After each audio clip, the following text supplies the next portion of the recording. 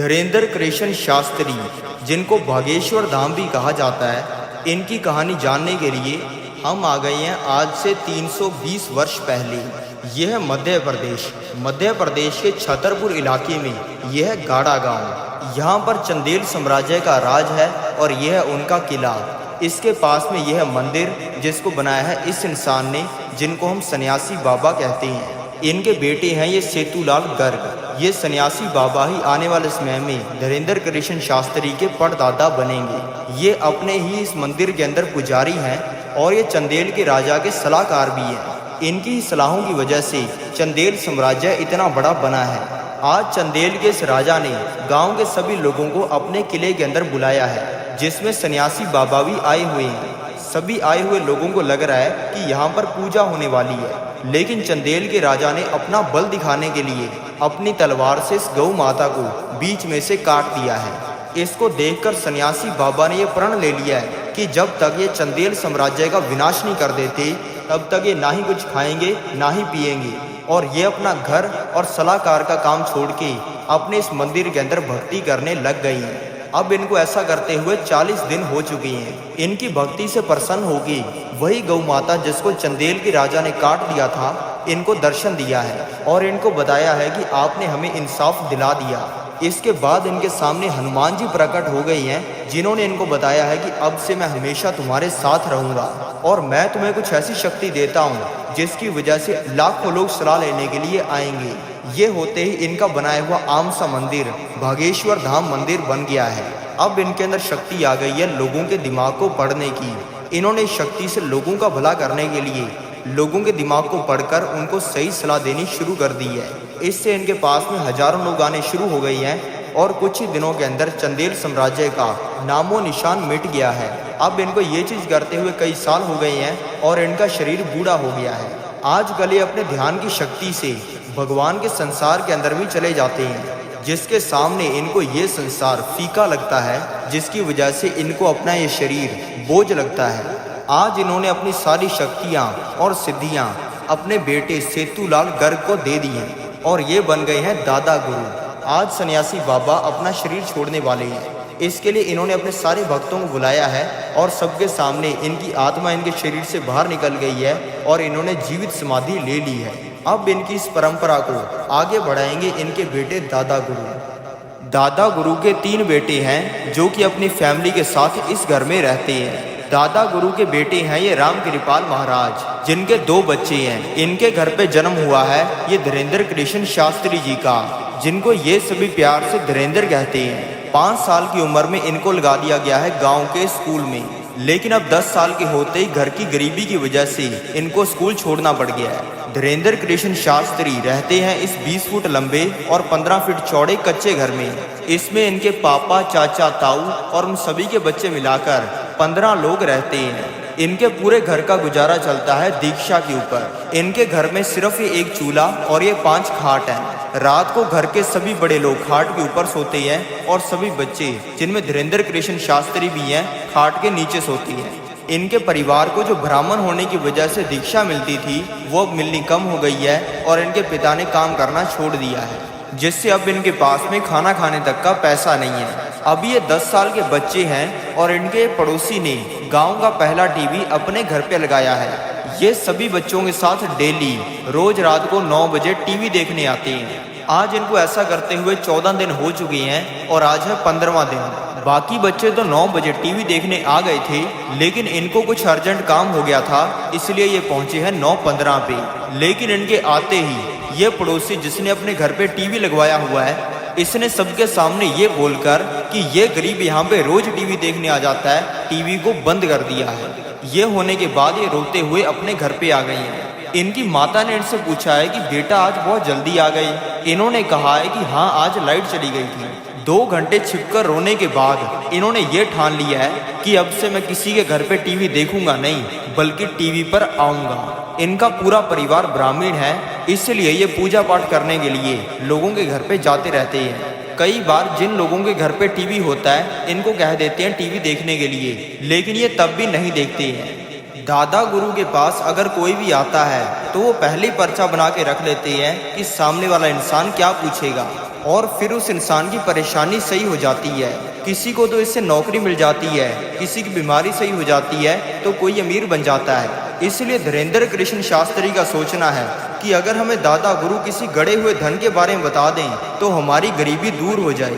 इसलिए आज सुबह 9 बजे ये बागेश्वर धाम मंदिर पहुंच गए हैं, जहां पे इन्होंने गड़े हुए धन के लिए अर्जी लगा दी है और ये भीड़ के अंदर बैठ गए हैं। अब दादा गुरु ने भी इनको बुला लिया है। इन्होंने सबके सामने दादा गुरु को कह दिया है कि तुमने आज तक हजारों लोगों की जिंदगी बदली है, हिम्मत है तो हमारी बदल के दिखाओ। ये सुनते ही दादा गुरु ने इनको रात को आने के लिए कह दिया है। फिर रात को धीरेन्द्र कृष्ण शास्त्री पहुंच गए बागेश्वर धाम मंदिर, जहां पे जाते ही इनके दादा इनका हाथ पकड़ के ले गए इनको हनुमान जी की मूर्ति के सामने। जाते इन्होंने कह दिया कि आज से ये तेरे और तू इनका, और ऐसा कहते इनको भगवान का प्रकाश दिखा। और फिर आखिर में इनके दादा ने इनसे कहा कि तुम यहाँ पे पर्चा बनवाने आए थे, लेकिन अब तुम पर्चा बनाने वाले बन चुके हो। ऐसा होने के बाद ये नहीं है कि इनको सिद्धियाँ मिल गई हैं। इन्होंने दादा गुरु के कहने पर 2 साल पहाड़ों में जाकर अकेले साधना की है, हिंदू धर्म के दर्जनों ग्रंथ पढ़े हैं और दिन रात संतों की सेवा की है। अब 15 साल की उम्र में, लेकिन इनके परिवार की स्थिति अभी भी गरीबी की है। पर आज इनको खजाना मिलने वाला है। ये किसी काम के लिए आए थे मथुरा और अब इनको अपने गांव वापस जाना है, जिसकी टिकट खरीदने के लिए ये अभी काउंटर पे आ चुकी हैं। लेकिन यहाँ पे आते इनको पता चला है कि इनकी जेब कट गई है, जिसमें 1100 रुपये और एक नोकिया का फ़ोन था, जिसपे सांप सीढ़ी खेला करते थे। यानी कि अब इनके पास में वापस जाने की टिकट खरीदने का पैसा नहीं है। इन्होंने अपने दिमाग से ही हनुमान जी को सवाल पूछा है कि अब मैं वापस कैसे जाऊं, और आगे से आवाज़ आई है कि एसी डब्बे के अंदर चढ़ जाओ। ये सुनते ही ये एसी डब्बे के अंदर चढ़ गए हैं। इनको लग रहा था कि यहाँ पे इन्हें सीट मिलेगी, लेकिन सीटें तो सभी भरी हुई हैं। इसलिए ये आके खड़े हो गई हैं ट्रेन के ये कंपार्टमेंट के पास में। अब एसी डब्बे के अंदर भी चढ़ के एसी का मजा ना ले, ये तो हो ही नहीं सकता। इसलिए ये ट्रेन के डब्बे को बार बार खोल लेती है और ठंडी हवा लेकर बंद कर देती है, जिसे देखकर ट्रेन में जा रहे एक इंसान ने कंप्लेंट कर दी है और इनके पास में टीसी आ गया है, जिसने आते ही पूछा है कि तुम्हारी टिकट कहाँ पे है। इन्होंने आगे से कहा है कि मेरे पास में टिकट नहीं है। ये सुनते ही टीसी ने बोल दिया है कि तुम्हें 1200 रुपये फाइन देना पड़ेगा, 6 महीने जेल जाना पड़ेगा, और मैं अभी फ़ोन करके पुलिस को बुला रहा हूँ। और टीसी ने फ़ोन अपनी जेब से निकाल लिया है, जिसके जवाब में धीरेन्द्र कृष्ण शास्त्री जी ने अपने डब्बे में से हनुमान जी को निकाल लिया है और कहा है कि मरवाओगे क्या।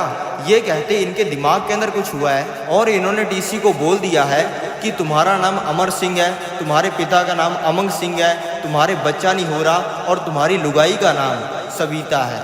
ये सुनते ही टीसी ने इनका हाथ पकड़ लिया है और वो इनको इस ट्रेन के डब्बे में से लेके जा रहा है। धीरेन्द्र कृष्ण शास्त्री जी को लग रहा है कि अब तो अपना जेल जाना पक्का है, लेकिन इस टीसी ने तो फर्स्ट क्लास डब्बे का गेट खोलकर इनको बैठने के लिए कह दिया है, जिसकी टिकट ही 5000 की है, और अब ये आराम से इसमें सो गई हैं। अब ये कुछ ही घंटों में पहुंच गई हैं अपने गांव के डिस्ट्रिक्ट छत्तीसगढ़ में, और अब इनका उतरने का टाइम हो गया है। टीसी ने इनसे फाइन तो लेना क्या था, बल्कि इनको 1100 रुपये दे दिए, और धीरेन्द्र कृष्ण शास्त्री जी ने टीसी को कह दिया है कि तुम्हारे बच्चा पक्का होगा। अब धीरेन्द्र कृष्ण शास्त्री जी ने सोच लिया है दरबार लगाने का और लोगों का भला करने का। इस दरबार को कभी अंधेरी के अंदर पेड़ के नीचे, या हड्डियां जमा देने वाली सर्दी में टेंट के अंदर, या फिर जून जुलाई की गर्मी में कमरे के अंदर बैठकर लगाते हैं। लेकिन ये करने की वजह से इनको पूरी दुनिया के द्वारा मालाएं नहीं मिलती हैं, बल्कि अपने दोस्त और रिश्तेदारों के द्वारा ताने मिलते हैं। सभी इनको कहते थे कि और बाबा जी, लोगों का भला करके खुद का कितना भला कर लिया। इनके दोस्त ने कहते थे कि बाबा जी, आपके दादा गुरु हमारा क्या भला करेंगे, वो तो आपका ही भला नहीं कर पाए। लेकिन धीरेन्द्र कृष्ण शास्त्री जी को इन तानों से तोड़ने की तो बहुत कोशिश की गई है, लेकिन इनको ये ताने तोड़ नहीं पाए हैं। इन्होंने अब दरबार लगाने लगातार शुरू कर दिए हैं, लेकिन इनके दरबार में 5 लाख लोग नहीं आते हैं, बल्कि सिर्फ 5 लोग आते हैं। इस समय में ऐसा लग रहा है जैसे भगवान इनकी परीक्षा ले रहे हैं, और ये देख रहे हैं कि धीरेन्द्र कृष्ण शास्त्री अपनी इन शक्तियों से लोगों का भला करते हैं या फिर अपना भला करते हैं। इतनी दिव्य शक्तियां होने के बावजूद ये किसी से 1 रुपया नहीं ले रहे, किसी की समस्या का उसे समाधान बताने के लिए। भले इनके दरबार में IAS ऑफिसर आ जाए या फिर मंत्री आ जाए, लेकिन इनके दरबार में पहले पर्ची उसी की लगती है जिसकी पहले पर्ची लगनी चाहिए। इनकी दिव्य शक्तियों को देखकर इनके पास में बहुत सारे कोई बुरा काम करने के लिए लाखों करोड़ों रुपए के ऑफर आते हैं जो कि इनकी गरीबी को झट से खत्म कर सकते हैं, लेकिन ये हर किसी बुरे काम को मना कर देते हैं। अब इनको ये करते हुए कई साल हो गए हैं और इनकी उम्र हो गई है 26 साल की। अब इन्होंने अपने दादा के मंदिर बागेश्वर धाम के पास में दरबार लगाना शुरू कर दिया है और अब इनके पास में कई सौ लोग डेली आने शुरू हो गए हैं। आज इनके पास में ये कुछ YouTube चैनल वाले लोग भी आए हैं जो कि इनको रिक्वेस्ट कर रहे हैं इनकी वीडियो YouTube पे डालने के लिए। धीरेन्द्र कृष्ण शास्त्री जी ने हाँ कर दिया है और इन्होंने अच्छे से शूट करके इनकी पहली वीडियो YouTube पे अपलोड कर दी है, लेकिन किसी को भी पता नहीं था कि क्या होने वाला है। रातों रात इनकी वीडियो वायरल हो गई है और इनकी वीडियो को व्हाट्सएप, टेलीग्राम, इंस्टाग्राम, यूट्यूब हर जगह पे शेयर किया जा रहा है और भारत के हर नागरिक के फ़ोन में यही चल रही हैं। ये देखकर इनके पास में और ज़्यादा लोग और मीडिया वाले आने लग गए हैं और देखते देखते इनका ये दरबार बढ़ता जा रहा है। और अब 2024 में धीरेन्द्र कृष्ण शास्त्री जी के बागेश्वर धाम पंडाल में कई बार तो 10 लाख लोग भी आ जाते हैं, जिनको बागेश्वर धाम सरकार प्यार से पागल कहते हैं। और आज भी ये 10 लाख लोगों के सामने वही सेम चीज करते हैं जो कि ये आज से 5 साल पहले 10 लोगों के सामने करते थे। ये सामने वाले इंसान के बोलने से पहले पर्चे पर लिख देते हैं कि आपके घर पे चोरी हुई है, किस इंसान ने चोरी की है, आपकी शादी कब होगी, आपको कौन सी बीमारी है, आपका क्या नाम है। और अगर कोई बागेश्वर धाम सरकार की परीक्षा लेने की कोशिश करता है तो बागेश्वर धाम सरकार वो चीजें भी बता देते हैं जो कि सामने बैठे इंसान के अलावा किसी को नहीं पता होती। बागेश्वर धाम अगर बाहर के देशों के अंदर भी पंडाल लगाते हैं तो वहां पर लाखों की भीड़ आती है। भारत देश में शायद ही ऐसा कोई है जो कि धीरेन्द्र कृष्ण शास्त्री जी को नहीं जानता। मैं चाहता हूं धीरेन्द्र कृष्ण शास्त्री जी अपने सारे सपने पूरे करें और पूरी दुनिया को सनातन धर्म के बारे में पढ़ाएं। तो मैं आपसे मिलता हूं अगली वीडियो में। जय बजरंग बली, जय श्री राम।